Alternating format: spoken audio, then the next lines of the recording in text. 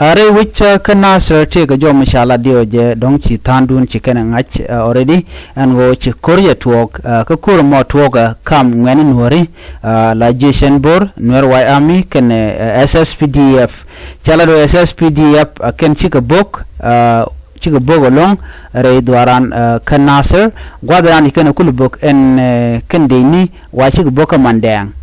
kin mayadit kana bonda doben biken we doctor macharwa waji kan lalet menya mo kan bike wai ami biken yigjo call the territory ten continent waratin biken nganen wardi al chiga no bipeno buka wore dore kian chiko dongde kan yakin de kan gang antam mission nganen warmi kan ubum kan lakan jian buka manni nuwari nganen wari kan gwani ken biken ko bogwal dan tikitin bika dobe dan de ukule kurgul terga je kan nganen war biken pal buko bungna karen al gwan ngai kan no teram yan maitin nakan gad kan man kana ramamo mitel wangone so na me jen malat ke kuma kirma yadit kate kan war la no malat kirma yadi de magwa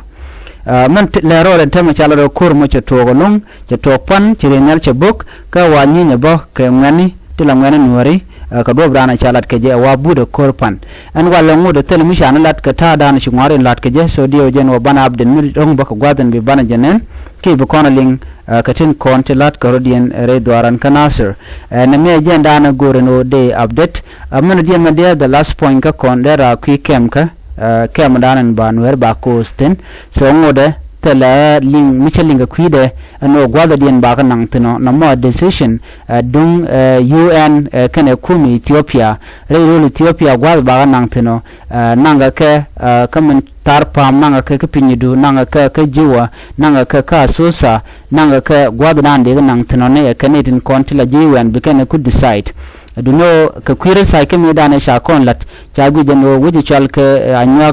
anyak zoom ki gwada wudora anyak ki te kor ngwana long dong chara blut ko dong de nang tin dino ngode kai ka gwada dan bunga buotin namo jenana go de update kiya ban mi lorode ka ta dan len ngaru dinga ja ban jilinga kor gwadan be an biya takamal bye bye